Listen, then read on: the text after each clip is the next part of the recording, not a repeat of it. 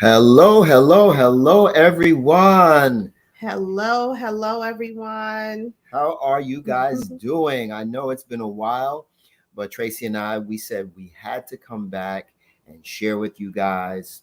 We just got back from our singles retreat, and we wanted to impart into you some things. But before we go on, for those who are just joining us or who may be new to us, my name is Lou Humphreys. And I'm Tracy Humphreys. And we are the Marriage Mechanics. And as always, we like to come to you guys on Wednesday nights because Wednesday nights are hump day with the Humphreys. And we always share this with people. So if for those who have followed us or those who know about us, they know how we do it. But for those of you who are new, Yes. or who are new to our Facebook page or are new to following us on YouTube or whatever, or maybe you've just come to one of our retreats and you wanted to know, what are these guys all about? So we try to share that before we get started in any of our teachings. Now, what we are a global international marriage restoration and family, what's the word I'm looking for, Tracy? Ministry. Sorry. I was thinking of all kind of. No. I was thinking some other words. So, but I just wanted to share Joel, that. How are you, brother? Hey, Joel, how are you, Thank my you brother? for joining us. God bless you. That's right. So, and we always come to you with help in relationships and marriage, and we do it from a Christian perspective. Yes. So, as we always say, love is the message, and God is the messenger. Amen. So, our amazing and wonderful Father in heaven is the messenger. So, you know what, y'all? Is that light shining in my glasses? Baby, you're fine. You're fine with the light. Don't you focus on the light. Don't worry about the light. If you don't like the light, I can take it off.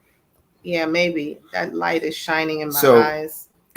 So we wanted to come back to you guys tonight, and we wanted to share with you something that we thought is important because Tracy and I, we have done several conferences and we've done several retreats for married people, for single people who desire to be married. And one of the things that happens when you do a conference, a seminar, anything of that nature is that people get excited, they get empowered, they learn things. But when they come home, they're coming home to the real world. And sometimes the real world slaps you back to reality.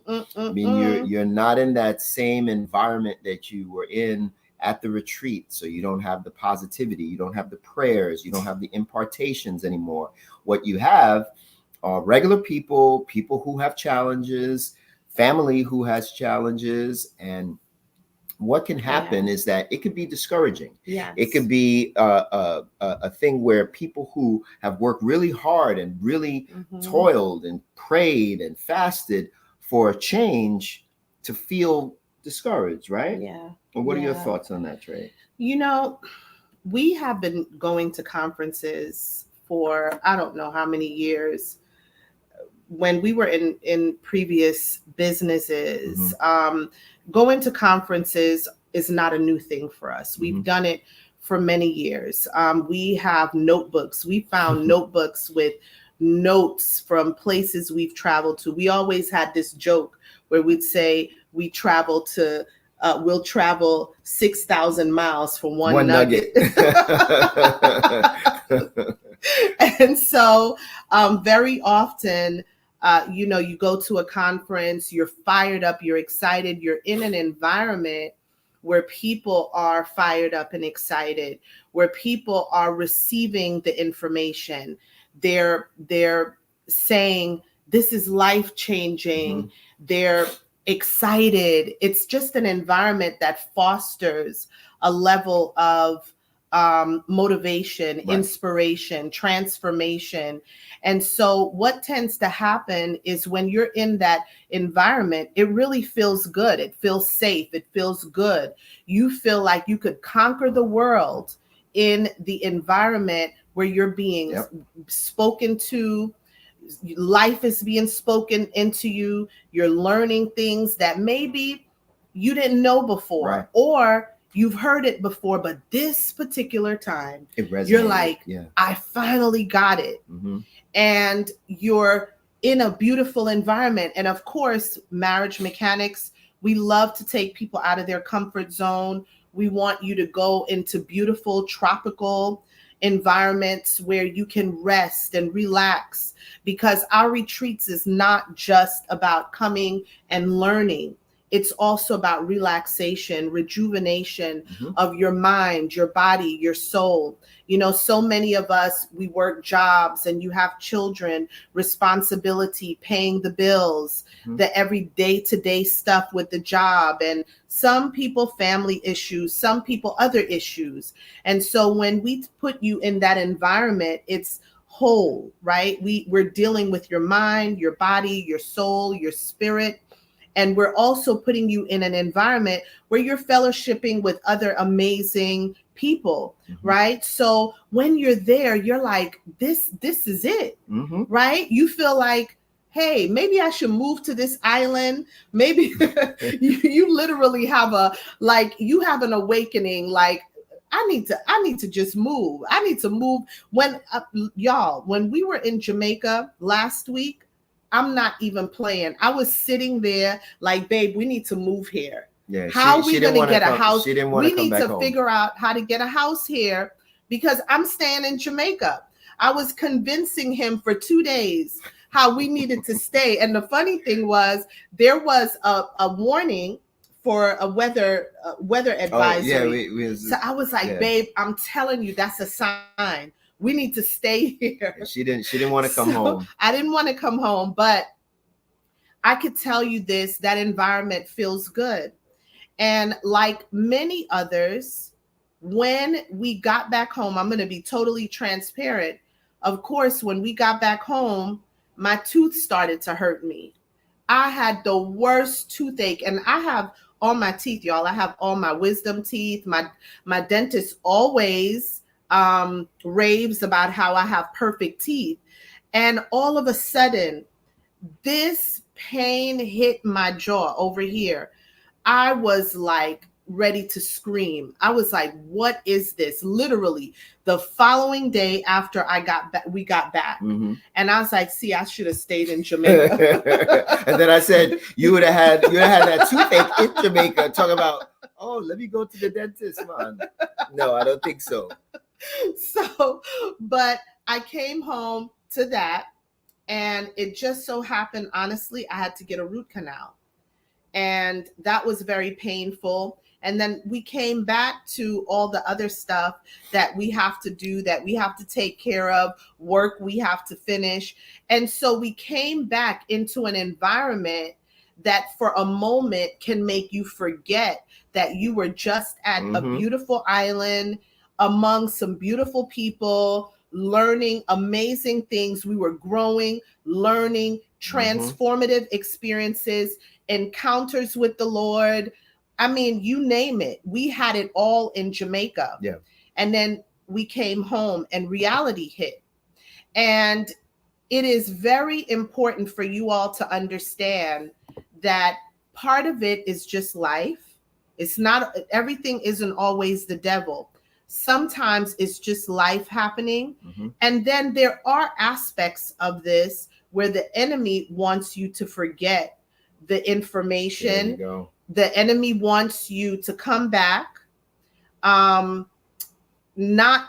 looking, feeling, or acting transformed when you really were transformed. So that's the deception of the enemy.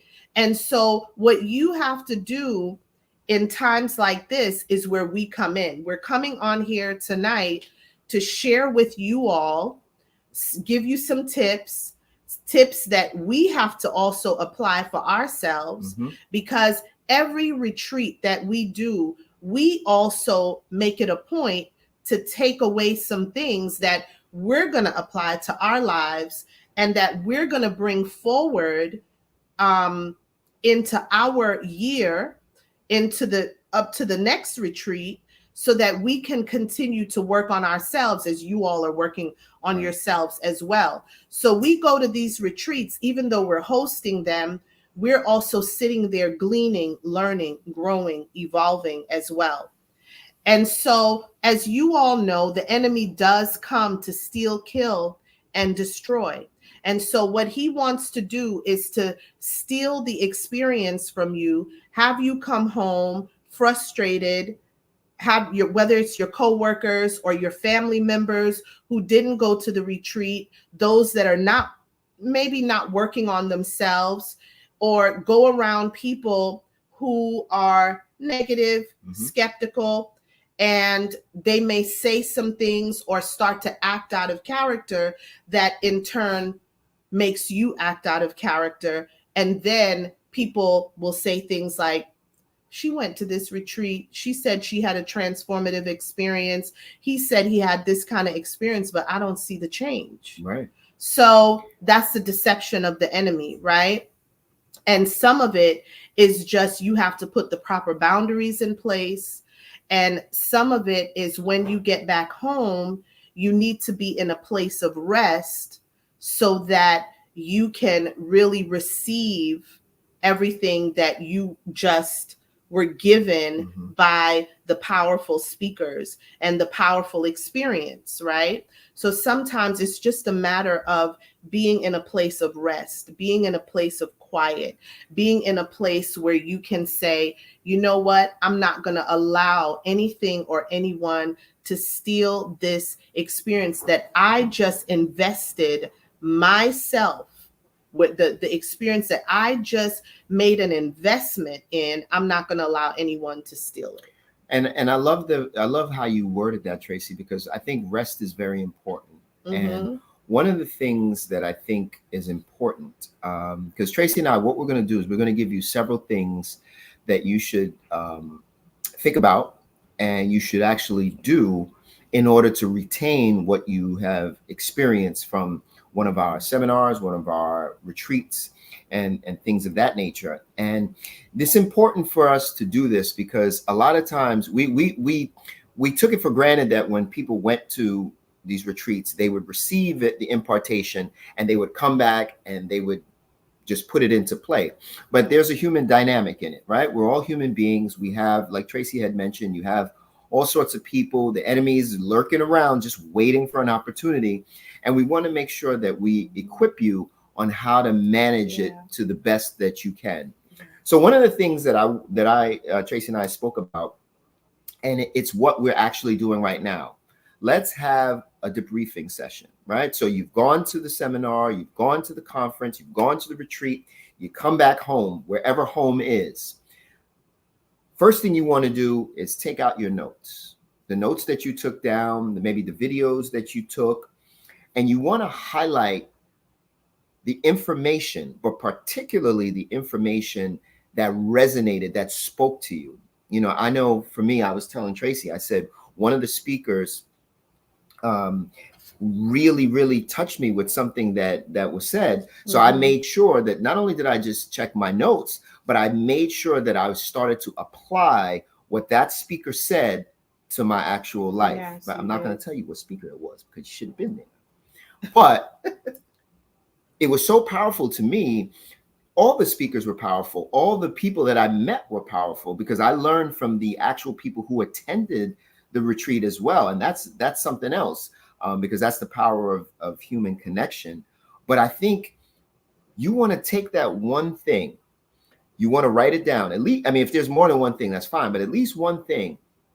And then you want to start meditating on that. You want to pray over that. You want to say, Lord, help me apply this to my life. Let's say it's prayer. I'm going to use something generic like prayer, right? Let's say you learn how to pray or a certain type of prayer or maybe a certain scripture in the Bible. We discussed a lot of Romans 8:28 when we were out there. Whatever it is, pray on that and say, Lord, help me add this to my life, this particular scripture or this particular teaching or this particular word, because what that will do is now you're going from knowledge to application, right? I see somebody put down here, application is key. Absolutely right. Because knowledge without application is useless, right? Because it could just, knowledge can go in one ear and right out the other. You're emotional at the time. It's just information. You're emotional at the time. You're like, wow, that's so deep. How many times have you guys been around people and someone has said something, you go, wow, that was deep. that was powerful. 2 days later, say, hey, what did that person tell you? You don't remember because you didn't write it down. You didn't apply that thing that you learned to your life. So Tracy, I know you had some things to share about debriefing. Yeah, I want you to keep going though. Okay. And then I'm gonna chime in. And I think sometimes you when you're outside of the environment, and specifically outside of the environment, that's when you're gonna have to activate your faith muscle. You're gonna really have to start asking the Lord for revelation, asking the Lord for strength, asking the Lord to highlight these things in a way in which that you can apply it to your life. Because a lot of times, Tracy and I, like she had mentioned, we've gone to a lot of seminars, we've gone to a lot of retreats, a lot of trainings, and over the years we've done a lot of those things, and we have notebooks and notebooks and notebooks of stuff. But interestingly enough, the ones where we didn't write down any notes, that information sounded good when it was there. But if you ask me what did so and so say back in 2008, I mean, he was powerful. He's powerful. Just powerful, right? But it didn't have any application to my life. Now, sometimes when I say things or I quote books or books that I've read or people that I've heard or things, people say, "Wow, Lou, man, how did you?" I said, "Well, I wrote down some notes." Someone said, "Hey, read this book." I read this book. Hey, study this chapter in the Bible. Studied the chapter in the Bible, and that's the way in which you apply what, because somebody did the hard work already. Yeah. They did the study, they did the analysis, and they gave it to you. So what you have to do is now you have to make it your own. You have to take it out of the paper and then now put it into your heart. Someone here says to think is to put it in ink. Absolutely. Yes. And that is the powerful aspect, I think, of debriefing when you come away from a retreat or a seminar. Yeah, I also believe that you should stay connected to some of the people that you were with, because those people more than likely need the encouragement. You can encourage each other. You can continue to come together and discuss your notes. You can watch videos, or you can sit and talk about the most powerful aspects of the seminar, conference, retreat, wherever you went. And the reason why we're really emphasizing this, guys, and the reason why this is very important, hear us well, you invested in yourself. You spent thousands of dollars. You bought a plane ticket, you flew there, you got your hotel, you took the time to sit, you took the time to take notes, you took the time out of your job, time away from your family, time away from everything to go to this place. So it is important. This year is a year that we need to apply what it is that we're learning. Yes. There's a lot of people, sometimes they even go to church. They sit down in a church service, or they sit down and listen to a live, and an hour later after they watch it, you'll say, what did you learn? Believe it or not, there's some people that are like, I don't remember. Or they can't tell you what they really learned or what they really got from that teaching, that live, whatever, that church service or conference they went to. This is not a year that you want to waste your resources going to places and you don't remember anything. You want to make sure you capture moments. You want to seal it in your heart, in your mind, seal it in your soul, and apply it so that you can see tangible results weeks, months, and years from now. I know that Lou and I, we're products of, conferences and seminars that we've been to, things on finances, business opportunities, different things that we went to. We learned so much, and we have applied those things to our life, and we truly have seen tangible results from it. So we are here to share that you want to make, someone said on here, divine connections. Yes, those people that were at the conferences with you, could stay connected to those people. Maybe meet up, have conference calls if the distance doesn't allow a meetup, and talk about your experience and hold each other accountable. Absolutely. You can say, you know what, how about you being my accountability partner?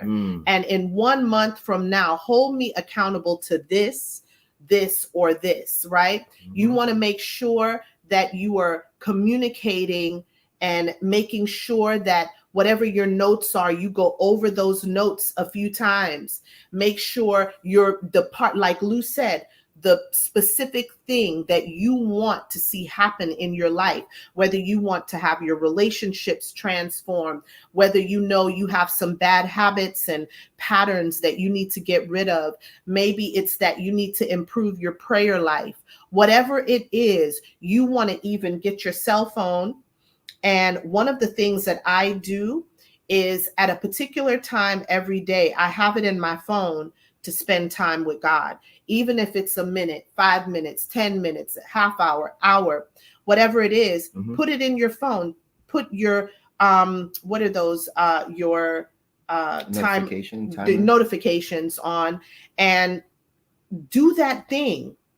And I promise you, start this application thing is so important this year. So put it in your phone, remind yourself, read that particular scripture, go over those particular notes, make that particular call, whatever it is, do some research. Maybe it's something, because at our retreats, one of the things that we did at the singles retreat last week in Jamaica, we charged everyone and said, look, 1 year from now, we want testimonies. We want to see transformation. We want to see whether it's you're in a relationship, you're getting married, you're starting your ministry, you're starting a business, you're writing that book, whatever it is, we charged everyone at the recommitment ceremony that a year from now, we want to hear a testimony. We want to see tangible results in people's lives. We do not want to have people keep coming to our retreats and coming back the same way. We want to know that you did something to change your life. I want to touch on what Tracy just said, and that goes into the next thing that we want to talk about. Not only is it important for you to stay in touch with those who attended the retreat with you, because one, they've experienced the same thing that you have, right? They have the same excitement. They re-infuse that experience back into you that will combat a lot of what the enemy is doing, what the regular world is doing, what social media is doing. And then you connect with those people on social media or off social media, whatever the case may be, but connect with people. Now, here's the next thing I want to talk about, and that is to make a plan. Right? We know the old saying that says a plan without a date is just a wish, or a goal without a date is just a wish. You have, that's why I love when Tracy said you have 1 year. Set a time frame. Remember, you came to this retreat for a purpose. You came to the singles retreat for a purpose, whatever that purpose is. Let's just use the example of marriage, right? Let's say your desire is to get married. Well, if that's your goal, you want to make sure you say, hey, I'm setting a goal to empower myself so that if I'm a woman, I'm attractive for marriage. I am looking and putting myself in the right mindset, in the right environment to make that happen. If you're a man, I'm doing the same thing, and I'm looking for who is going to be my wife. Now, in order to do that, you can't just say, okay, wifey, where you at? Hubby, I'm here, right here. That's not going to work. You have to take what you learned and then start applying it and say, okay, by this date, I'm going to be a Proverbs 31 woman. By this date, I am going to strive to be Ephesians 5:25 man. That's my goal. So even if the marriage part doesn't realize, you're moving towards the goal. You are now self-fulfilled, completed, contented with the direction that you're going in. That's why it's so important to make a plan. Now, how do you make that plan? Right? Well, first of all, I like to say, take small steps, right? How do you eat an elephant? 1 bite at a time.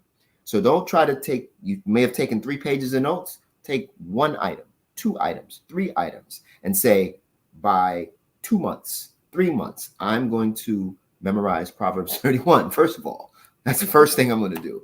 Second thing I'm going to do is now I'm going to start taking the aspects of a Proverbs 31 woman. I'm just using that as an example, but take those aspects and say, how can I put this into play? How can I become this? All right, you know what? Wow, maybe I have some trauma. Maybe I have something. Maybe I need deliverance. Maybe I need counseling so that I could be this for someone else.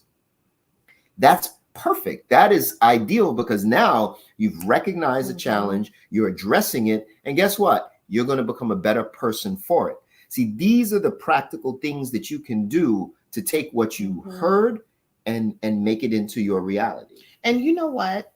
Doing these things is nothing deep. I think sometimes people go on either a retreat or come on a live like this, and they're expecting something so deep down into the blue sea, 1,000 feet deep into the ocean. No, look, sometimes the best things are just simple.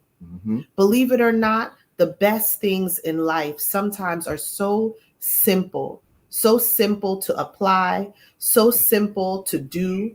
It's just a matter of being consistent with it. There you go. It's just a matter of being intentional. It's just a matter of saying, you know what?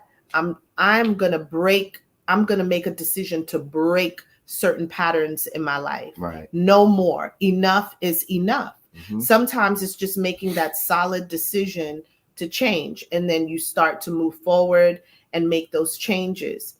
And so the thing that I want to share with the singles, I remember when I was single, I made myself available in the sense of I was not closed. I didn't stay in my house all the time.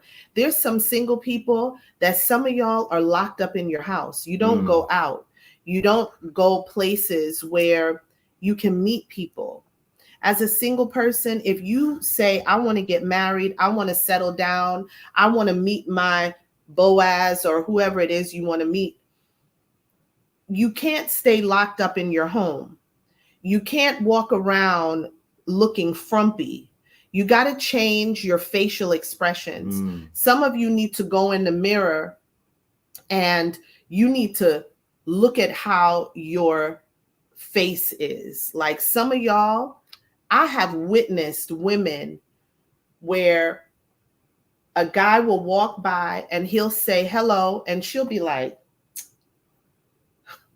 and I'm like, what's wrong? The guy just said hello. Say hello back. Like these are little things that y'all, some singles, y'all need to work on. Or you have some guys that, you know, they come on too strong, right? Where it can be intimidating. So, you know, singles, one of the things you can work on, fix your face. Ask your friends and your family to tell you, how is your body language and your facial expression? Because sometimes it's simple as that could be blocking you. That sometimes a guy might see you and they'll be like, I'm not talking to her. She looks mean, right? When I was single, I remember there was at the job, a bunch of us used to hang out, and there were a couple of guys that were like, Tracy, we didn't talk to you because you look like if we said hello, you were going to turn around and bite us. I was like, oh no. But I learned from that. I learned from that experience that, you know what? Sometimes it's just a matter of fixing your face. Sometimes it's just a matter of just being pleasant. When someone says hello, smile and say hello back. Who knows? You might actually meet that person, that significant other. So, and here's something else, you know, like Tracy said, you can be pleasant, right? But being pleasant doesn't mean you have to necessarily always be accessible, right? Because that's the other part. I know women say all the time, oh, when I'm pleasant to a guy, or then these guys come and they come off like jerks, or they come across sexual or things of that nature. But I think Tracy is right. Like, you should just keep a pleasant countenance about you. But the thing that I admired about Tracy when I met her, she was very sure of where she was going, right? Mm-hmm. If you desire to be married and you desire a specific type of life, if someone asks you, hey, you know, what do you see in your future? Where do you see yourself going? You have to be able to articulate it. You have to be able to say it. You know, she told me very clearly, this is where I want to go. This is what I desire in my life. She wasn't saying it to impress me or to put pressure on me. She was just literally being, these are my goals. This is where I'm going. And one of the things that struck me is I said, wow, you know, I really like that. And it made me look at my goals, and it made me look at what I wanted for my life. And at the time we weren't dating per se, but I said, wow, this young lady, man, she really is focused. I like her focus. And I said, man, she has a lot of the similar goals like I do. And sometimes connections form not always because of what you say to someone that makes them like you or your attractiveness. Those things play a role. But if I know I want to get married and I'm speaking to someone else and they say, yeah, you know, I want to get married. I want to settle down. I want to have a home. I want to do this. I want to go here and there. I want to earn X amount of money. Those are my goals. And I start listening to this. I start saying, wow, those goals align with my goals. This may be a person that I would be interested in. And that's sometimes how relationships can happen. So when we say make a plan, this is what we're talking about. And someone said here, I can't see your name, but the person says, I've been guilty of that since I've committed my life to Christ. I don't really go anywhere anymore. See that? I know that. I let me tell you, when you commit, okay, Tiffany, yes. So when you commit your life to Christ, it is essential that yes, life is going to change. And the places you went to before Christ, you're not going to be going to the same places, but you want to have a social life. You want to be out. You want to enjoy your life. Being at home is, as a single person, just sitting in the house all the time. To me, don't just sit there waiting for that man to arrive in your life. Go out and live your life. You can still travel. You can still go places, enjoy your friends, do things, enjoy life. And that might be a part of one of your goals as you leave a conference. You can start saying, you know what, I need to get out more, because while you were at the retreat or the conference, you were socializing, you were enjoying talking to people, having lunch with them, dinner with them, you were enjoying your social life. So maybe that's something you can adopt in your life going forward, how to, you know, transform your social life. Because surely, if you were the kind of person, you know, many of us before Christ, maybe we went to the nightclub or we hung out in places that wasn't, you know, kind of Christ-like. So Tiffany, yeah, that's something to think about. How can you transform your social life as a single person, make a plan for that and implement that plan and hold you, you know, have someone hold you accountable. And maybe you can start, I don't know, a social group or a social club for singles. I don't know. But, you know, that's it. She said, yes, I definitely will. For real was the life of the party. And you know what? And here's the thing. That's okay. Here's the thing, Tiffany. Here's the thing too. You're a very, I met you before, so I know you're a very energetic person. You're a very personable person, very charismatic, very sweet. If your desire is to meet someone, right, they've got to see those aspects of you. They've got to see, wow, I really like her style. I like how she is. She's fun, or whatever it is that you do. So, you know, they say faith, the Bible says faith without works is dead, right? So at some point you're going to have to put in some sort of work if you want to work towards that relationship, because Boaz is not going to come to your house or your apartment, knock on the door and say, hey, is my wife up in here? You know, Boaz needs to see you. I almost said something crazy. Boaz needs to see you in the atmosphere. He needs to see you out and about, living your life, not looking for him, but living your life.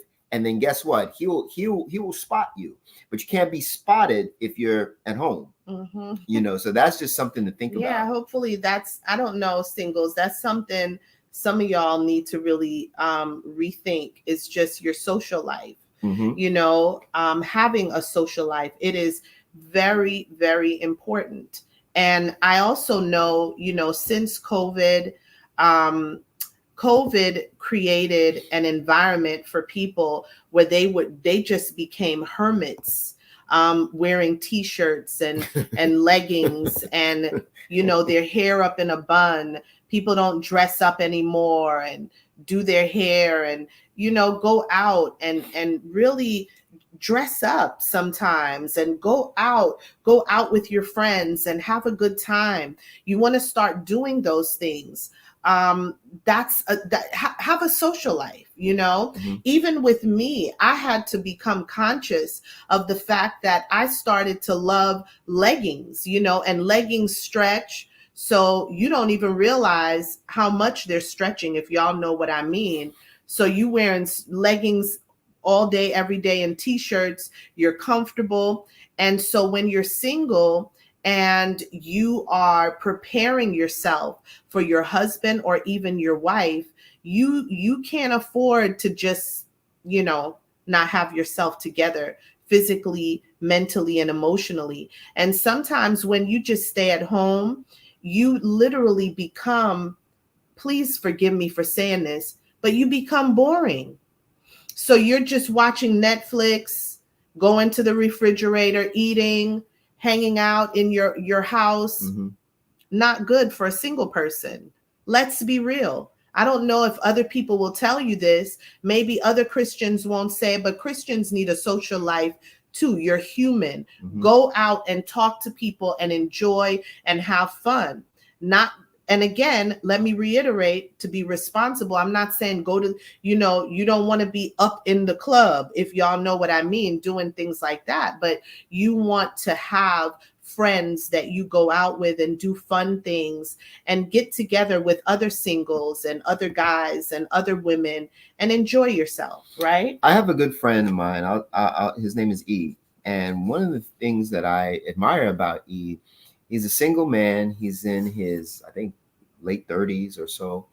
And he's a very active person. I mean, he's in a bike club and he's in workout thing. And he's, you know, he always, on his social media, he shows himself building things and going places and doing. And at first I was wondering, why is this guy always, but then I thought about it. I was like, wait a minute. He's a single guy who wants to get married. So he's pulling people into certain aspects of his life. Now, that may not be your thing to film yourself doing all these things, but the thing that he's doing is he's living his life. And I'm quite sure, I mean, I don't know his, you know, what his romantic history, but he's out and about. So when you're out and about, you're going to naturally meet people. So that's something that you should keep in mind. But the next thing that I wanted to talk about is you want to be patient with the process, right?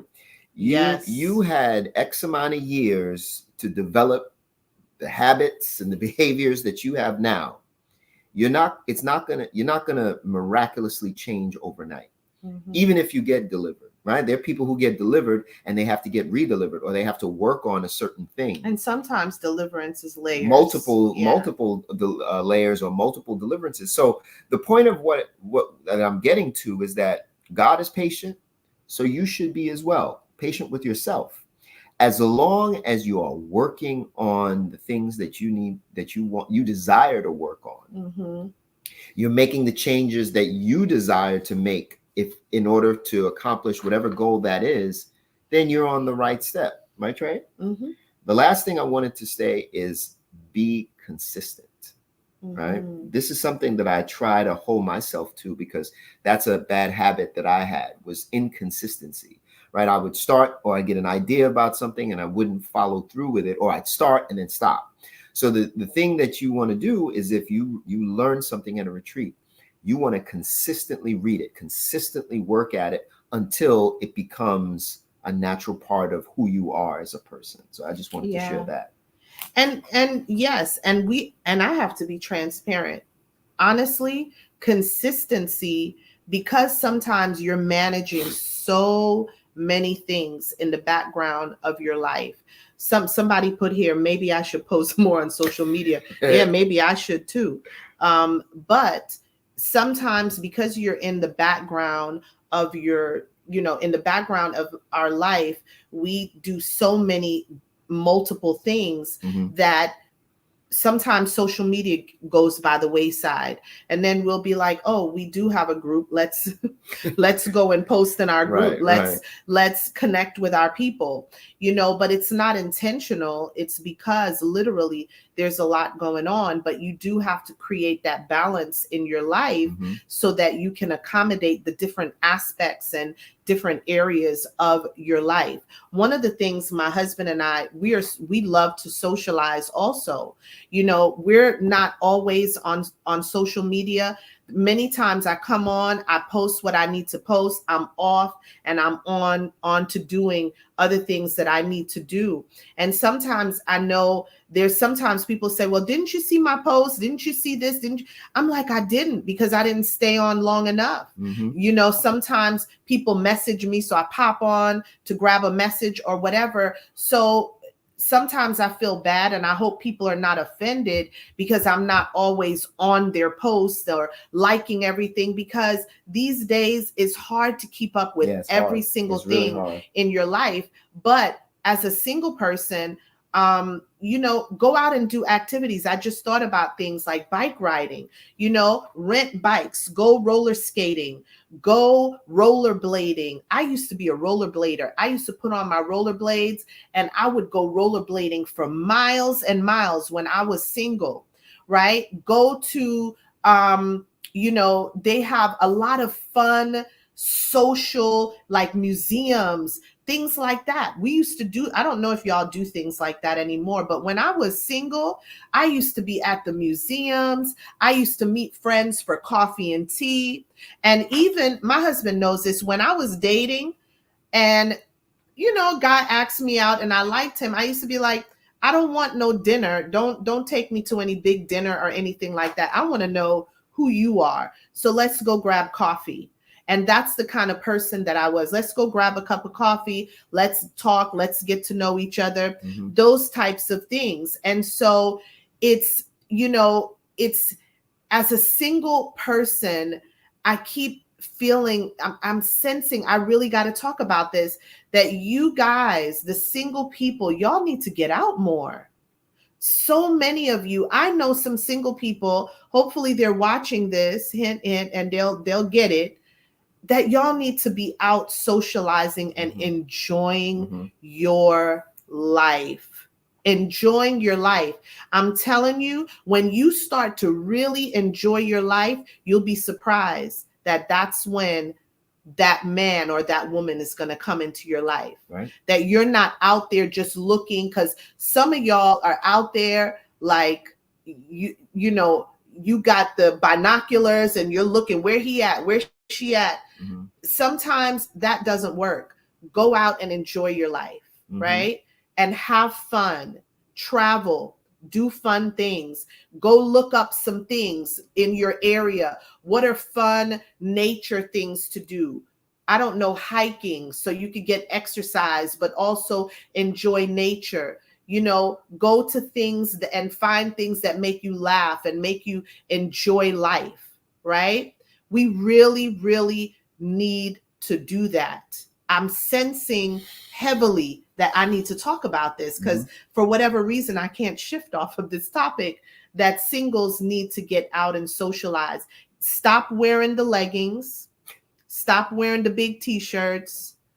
Fix your hair. Fix your makeup. Fix your face. Put on, guys, dress nice. Smell good. Look good.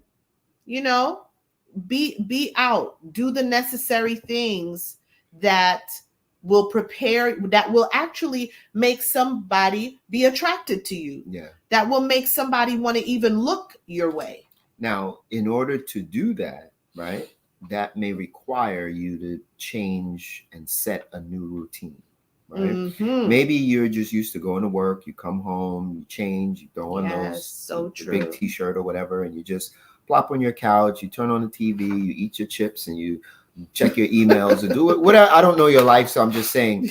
But it may require you to say, you know what? Tuesdays is my day. So Tuesdays, I'm going to go get my hair done. I'm going to go get my nails done. On Thursdays, I'm going to go to the park, or I'm going to go to the gym, or I'm going to go wherever. But what I've found is people who are more productive, people who are more intentional, they become more productive when they become more intentional, right? So if I want to accomplish something, I have to say, you know what? Every day I'm going to do this. Every Tuesday, every Wednesday, every Saturday, whatever your schedule accords, or however you do. And this goes for spiritual things as well. And my wife holds me accountable to that. The other day she said to me, she goes, Lou, you know, when was the last time you were reading something? Now, I read all the time, but I usually read online things. She meant, when was the last time you read a tangible book? Now, I have a book that I started, but I hadn't picked it up in weeks. So I said, you know what? She's right. So now I became intentional in reading a tangible work, whether it's the Bible, whether this book I'm reading, whether it's even work for things for work. But I'm reading tangible things, because now when you're doing that, I'm being intentional about my learning. I'm being intentional about what I'm putting into my gates, right? Psalm 24 says, lift up your head, O ye gates, and be ye lifted up, ye everlasting doors, and the King of glory shall come in. So you need to open your gates so that the King of glory should come in, right? So that's why I think that creating a routine and being intentional with that routine is so important. If you choose to make sure you take what you learn, what you experience, and now start to put that into practice into your life. Yes. I love that. Definitely. You said, we have it here: create a routine, stay connected, and practice gratitude. Yes. Being grateful, right? Cultivate a sense of gratitude for the insights and experience you gain during the conference / retreat, you know, and as well as how it blessed your life. Because again, like I said, when you're in that powerful environment, and then you come home, and the negative people in your life, the negative, skeptical people on your job, the negative family members who are not growing and who are not doing the work that you're doing, they're now going to tell you things to try to rob you of the experience. Do not go for it. When they start talking, you can say things like, you know what? Somebody talking negative to you, hold that thought. I'll talk to you later. Right. Get out of the environment. Remove yourself from environments that try to rob you of your growth. Don't, if you go around someone and they're constantly triggering you, that's a sign that you need to get away from that person. That's a sign that that person is toxic, that connection is toxic, and you may need to give it a break. And so sometimes when you come back from a conference or a retreat, you're more sensitive, your awareness is heightened. Very often your gift of discerning of spirits is amplified. And so now you start to hear and see the negative people on a level you may not have seen them before you went to the event. That's true. You start to see stuff that you're like, wait a minute, this person, you toxic, right? Why? Because your eyes have been open, your ears are now open, right? And so you're now in a new, you've been renewed. Your mind has been renewed. Be ye transformed by the renewing of your mind. And right. So when you go to a conference, when you go to a retreat, there is a transformation that always takes place. So when you come home, you have to guard yourself, guard your heart, guard your thoughts, guard what it is that you're saying, because somebody will trigger you to the point to where you might even belt out a few curse words, right? And then they will pull you, suck you back into their environment. So now they can tell you things like, I thought you said you went there and you got transformed or things changed. Sometimes people will test you just to see if you have actually changed. And so you want to be very mindful and careful of hanging around people who you know that they're more on the side of being negative, or they're on the side of being unbelieving, or they're on the side of wanting to pull you back into their world. Yeah. Because there are some people, they don't want to grow. So there will be a battle between you and them. If you still want to hang around these people that don't want to grow, it's going to become a battle, because they're going to want to pull you in their environment so that they don't have to grow, right? And you're going to say, no, I'm going to pull you in my environment because over here you have to grow. And so it becomes a tug of war.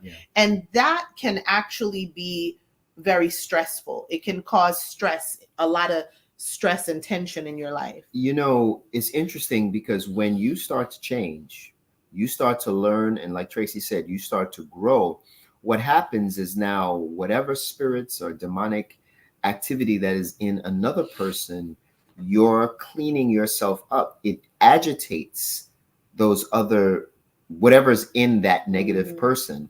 And what happens is you ever find like the old saying, misery loves company. The reason, what the real metaphysical reason why misery loves company is because what is making a person miserable is a wicked spirit, or a spirit that is within this person that wants this person to be miserable, and it wants to make as many people around them as miserable as possible.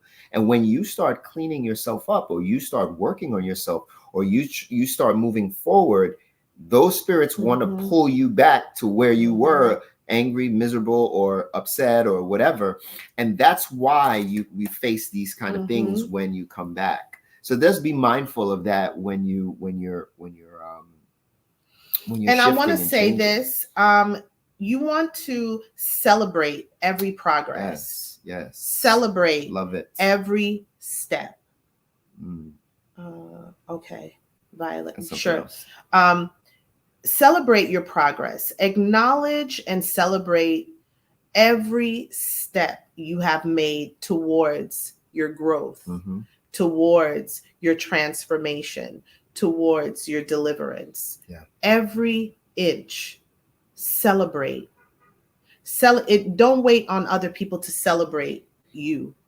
Literally, you can say, you know what? I'm proud of myself that I didn't curse that person out. I'm proud of myself that I didn't get offended at that person's negative expression, that person's negative comment. I actually am proud of myself that I didn't haul off and slap somebody, because there was a time when you would have probably done that. So every milestone in your life, celebrate it, especially when you come back from a retreat and you've grown and you've learned and you've made some decisions in your hotel room during the sessions, those times when you're sitting with those powerful people, those like-minded men and women that's at the retreat, right?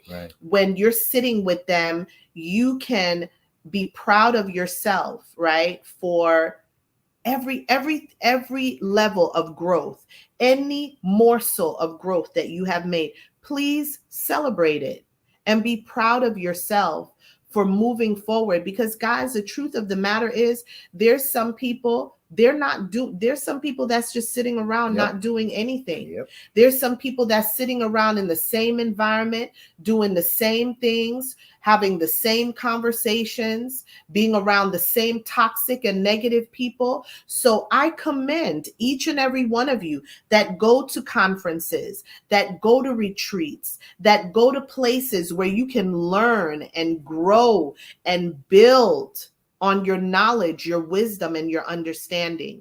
I'm proud of you. Absolutely. And so, Charlotte, Charlotte said, howdy from Memphis, Tennessee. I wish I could have attended. Yes, I wish you could have attended. We wish you could have attended as well. We missed you. You know, Tracy, what you were talking about is so important to not only celebrate your progress, but I think sometimes people, when they go to these retreats and they don't see an immediate shift or an immediate change, they get discouraged, right? And we just want to encourage you to just keep investing in yourself, right? Like Tracy said, the majority of the people don't work on themselves. They don't work on the things that they say they want. They just say they want them, but they're not willing to put in the work. But if you attended a seminar, a retreat, you read a book, you took a course, whatever the case may be, and you put that effort, and more importantly than that effort, you put funds up, right? Everybody said, they call it skin in the game. You've literally put skin in the game. Make it worthwhile. Make it worth the investment, right? Every investment wants to have a return. It's called the ROI, return on your investment. So if you put money, time, effort as your investment, now you want to you want something in return, which is natural. So that's something to keep in mind. That's why we're encouraging people when they come back from a retreat to start doing and applying these things. I mean, there's many more. I don't know if we want to go into all of them, but those were some of the ones that we wanted to highlight because, like I said, Tracy and I, we have done a lot of these retreats. And, some people come back and then they tell us, the retreat was so powerful, but I just fell into a funk, or this happened or that happened or whatever, or life happens, right? Sometimes life be lifing. And when life happens, you have to be equipped to deal with that thing so you don't fall off track. Because, it's very hard these days to stay positive in a negative world. It is so challenging to be a believer and a follower of Christ in a world that doesn't believe in it and doesn't follow Christ. So you are from the jump an anomaly. You're from the jump an outlier. So you have to be firm and steadfast and focused into your belief and applying your belief. Applying the things that you're learning. I mean, that's what Tracy and I have tried our best to do in our lives. Is when we learn something, we try our best to apply it to our lives. Now, we hold each other accountable. Correct. One of the things that my husband and I do, we hold each other accountable. Sometimes it's hard because he'll be like, babe, you remember you said you would? And I'm like, all right, yeah. And it's not going to be easy every day because honestly, the further you move away from the experience you had at the retreat or the conference, the easier it is to forget, the easier it is for you to fall into old patterns. Do not put a sign on your bathroom window. Go and get a sticky. We used to do this many years ago. I promise you guys, we have pictures. We used to put up pictures and stickies on our bathroom window, we would put goals, we would put scripture, we would put, speaking life over ourselves. Put it on your bathroom window because, or your, not window, on your mirror, your bathroom mirror. You want to put messages to yourself on there, reminders, so that every single day when you're brushing your teeth, when you're putting on your makeup, combing your hair, whatever, that word is right there in front of you. Put your scriptures there. Put those goals and those plans that you have. Put them in front of you so that you do not forget them. That's right. Right? That's one of the main things that you want to do. Put messages, put stuff on your computer, or even put notifications on your cell phone, because I know some people these days, I think they probably look more at the cell phone than they would even, because they probably brush their teeth looking at the phone more than they're looking at the mirror in the bathroom. Mm-hmm. But you want to put messages up around so that it can remind you to stay focused, because so much is going to come at you this year. So much is going to happen this year, good, challenging, indifferent. A year is always filled with many different things, right? And some of it is not always going to be positive. You're going to encounter challenges. It's a part of the human experience. So being that is going to happen, you prepare in advance, knowing that, okay, if I put some messages up here, if I put some notifications in my phone, if I start to, before you go to bed at night, have a daily plan and say to yourself, I'm going to work on this today. Work on one thing today. And if you didn't finish it today, take it over tomorrow and keep pushing until you finish that one thing and keep going to the next thing. And I'm telling you, guys, if we improve ourselves and our lives just 5% for the year, even 5%, 10%, 20%, of course, if you do 50%, you're like super great. But the goal of why we're doing this today is that we want to start hearing people's testimonies. We want to start seeing you guys succeeding. We want to start seeing those books. We want to start seeing those ministries. We want to start seeing people working for the Lord. Many of us have gifts, callings. You forgot one. Talents. You forgot one. What? We want to see those weddings. We want to see those weddings. We are the marriage mechanics. We love weddings, right? And so we want to see you guys progressing. That's right. We're like parents. We want to see people moving forward and living out their gifts and their callings that God has put in their life. All of you, every one of you that's watching this. And so push this year, push. Don't let 2025 come in and you're saying, I'm getting ready to do. No, you can say, I did it. Did it, right? You can say, I got it. You can say, I started this. You can say, I started that. You can say, I'm in the process of this. So yes, Rosanna, hallelujah. Rosanna, I want to see you do your stuff. What you going to do, Rosanna? You're going to apply it. That's what we want. Violet, yes. Charlotte, Tiffany, whoever's on here, what you going to do? Tell us what you're going to. Let's hold each other accountable in this 2024. Let's not allow the enemy to keep robbing and stealing us of these powerful experiences that God has blessed us to have. That's right. Even if you come on a Facebook Live and you get a little nugget, you go ahead and apply it. Maybe you're the one wearing those leggings and t-shirts. And starting tomorrow, you're going to get out of the leggings and the t-shirts and you're going to start dressing up. You're going to start getting your hair done. You're going to start looking a certain way. Guys, let me tell y'all, ladies, I'm going to talk to the ladies for a minute. Men are very visual. Whether you like it or not, I don't care how Christian you are. Men love, and babe, am I? Oh, you spitting facts. You spitting facts. So we're not blind.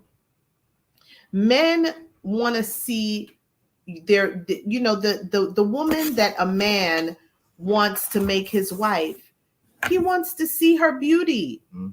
And beauty doesn't mean that you're showing everything. No, being classy, being beautiful, being soft, being feminine, being gentle, being sweet, having a smile on your face. Right? So if you're walking down the street, someone says hello, it's not a crime to say, hello, how are you? So we are trying. Yes. Awesome.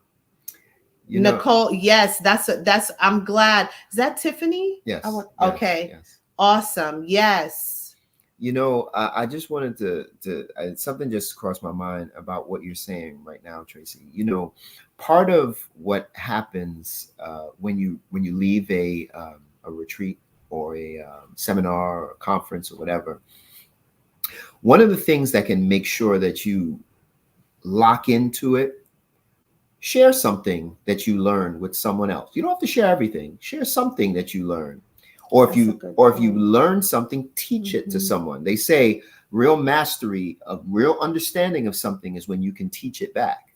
So if you learn something and you teach it or you share it with someone else, not only is it going to be reinforced in you, but now you're blessing someone else. Yes. And that person may go, man, where'd you learn this from? Well, I went to this, the marriage mechanics retreat. Oh, wow. Maybe I'll come with you. I know a guy, or I know someone who can. And see, that's how connections are made. One of the things that Tracy and I do, and I share this. This is my last thing before I log off. Is this: we are networkers, right? And not networkers just in the sense of maybe network marketing. Yeah, we've done that in the past, but what we are is networkers. We build networks of people. So we have financial people that we network with. We have spiritual people that we network with. We have people who do physical work we've networked with. We have people who are experts in specific fields that we network with. Why? Because once you network with someone, now you're not just using your brain, your expertise, your feelings. You are now accessing information, knowledge, wisdom, love from a multitude of people, and that can then enrich your life. So if you're a single person, start building networks. It may not lead to a love connection, but guess what? It may lead to you finding a plumber. And when your pipes are messed up, you say, you know what? Hey, what's up, girl? Hey, look, my pipes messed up. Got you. Right? But babe, I want to say this. Don't sleep on even the plumber or the HVAC guy.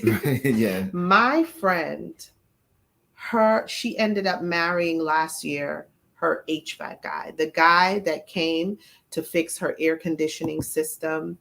He came to her house, very attractive, awesome guy, has his own business. He came to her door. He took one look at her, and he knew in that moment, he was like, this is the woman.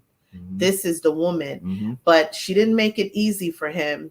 It took them about 10 years. Yeah. And he kept trying. She even tried to pass him off to some of her girlfriends, because everyone said how attractive he was and how nice he was and everything. And he was like, nope, he rejected every person she tried to connect him with because he wanted to be with her. And finally, guys, they got married last year. Such a powerful story. So again, you just never know where. That's right. Yes, your significant other could show up at your door, but you don't want to just rely on that. Let me go here. Someone said, I just started my ministry. I see you have the poor, the homeless. So I go 3 days for the month and feed the homeless, and it's a blessing. That's amazing. Powerful, Rosanna. I love that. Powerful. And so, yes, keep doing that. If that's your ministry, do it. Do it to the fullest. I love it. We give to the homeless. We feed the homeless as well. That's always amazing. Violet says, I've written up my goals for 2024. Making new connections this year is on my list. Powerful. Yes, perfect. make That's wonderful. New connections. That's wonderful. That's one of the ways that also it's not even just about finding your significant other, but when you have a mindset of connecting with other believers, connecting with other men and women of God, going into environments, you start to meet people who you never know when you're ready to purchase a house, when you're ready to do something financial, when you're ready to write a book, or you need counseling or coaching, or it's such a myriad of opportunities when you connect with people and build relationships over time. You want to also get to know the people. You want to discern them, get to know them, spend time, because you also don't want to just dive in and just kind of spread yourself thin. You also do want to be discerning. You want to be prayerful. You want to still ask God to show you these people. Everybody you connect with, you need to ask God the purpose of the connection, but you continue to go through the process of connecting with people. Absolutely. And Charlotte says, I've been praying for friends that are true believers of God. I've also been asking God for a real man of God after God's own heart. And guess what? If you believe it, if you really, Charlotte, if you really believe it, it's done. It's done. Not only is it done, but Charlotte, if based upon what we just shared, if that man of God comes knocking on your door tomorrow, are you the woman of God that man of God would want? See, that's the part about this that you have to prepare for, right? It's not just wanting it, it's preparing for it, acting as if it's already happened, because the Lord said it's already done. It's already yours. So if that's the case, if that man is just out there looking for you, then you got to get ready. So with that being said, guys, I want to just go back over some of these things so we can cement this into your hearts and minds. How to retain and implement the stuff that you receive from a seminar, conference, retreat. You want to have a debriefing session, go back over your notes. You want to make sure that you stay in touch with those who attended or even the people who taught. You want to set a goal, set a plan, set an action plan, and take one of the items, two of the items, and implement it. Set times and deadlines. Then you want to make sure you're patient with yourself and your progress. You want to create a routine. Get yourself out of old habits and start new routines and new habits. You lastly want to celebrate your progress, as Tracy had said. And these are the things that just some of the things that we wanted to make sure that we cemented into you, so that when you go to one of our retreats, when you go to something else, when you go to church, whatever it is that you go and you're hearing things that are information that can change your life, whether it be spiritual, whether it be secular, but information that can change your life, you want to make sure you're not just a hearer of the word, but a doer of the word. Yeah, and I wanted to say this. I believe that we're in a time right now where, guys, you also have to stay consecrated. There was a powerful couple that was at the retreat. They were talking about staying consecrated. When you're consecrated, there's not a lot that's going to bother you. When you're really walking close with Christ, you will understand that it's okay to enjoy your life. It's okay to, travel, do things, but at the same time, be in a spiritual place where you're not allowing people to make you become offended. You're not allowing people to get into, to trigger you. You're not allowing people to get you out of character and get you angry. When you stay consecrated and you're truly walking with Christ, you don't even hear or see those things. It's like literally it may come, may come here, the weapon may form, but it will just drop to the ground and disintegrate. It will not prosper. And so stay consecrated. That is also going to give you an opportunity to apply what it is that you're learning. Absolutely. Because the Lord will impress upon your heart to say, my child, my daughter, my son, stay focused on this, not on the other silly stuff. Social media, let me share this. In order to maintain your transformation, sometimes get off of social media.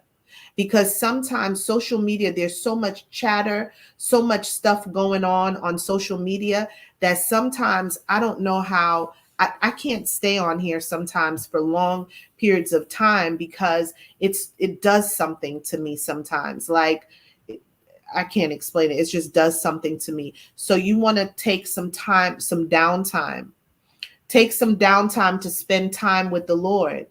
Talk to the Lord about this retreat or this conference you went to, and ask the Lord to teach you how to apply the things that you're learning, because sometimes you just need time with the Lord to learn how to apply, to learn how to walk in the things that he's allowing you to see and be a part of.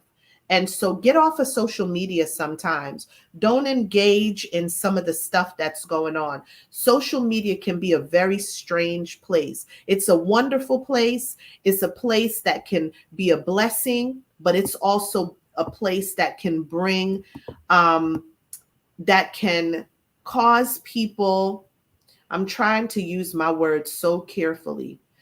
It's a space that can cause people to walk in offense, to walk in suspicion, paranoia, anger. It's a place that can trigger you. It is a place that you need to, if you really want to maintain your transformation and your deliverance, when you come back from a conference or a retreat, get off of social media and allow the information to seep in, so it's not being counteracted by other voices, other things. You want to kind of meditate, be in a place of meditating. And I'm not talking about the new age kind of meditating. No, the Bible says meditate on the word of God day and night, right? So you want to meditate on the word. So I really needed to share that before we ended this, because social media can be a very strange place when you're in a place of growth. All right. That's right. So with all of that being said, someone said, same for me. It's too much. Yeah, it can be a lot at times. And so, my friends, thank you for joining us tonight. Hopefully this was helpful to you guys. If it was, share it with someone, and thank you for tuning in to Marriage Mechanics. We are truly grateful, whether it's one of you tuning in, whether it's 5, 10, or 1,000. We are grateful to God for your presence.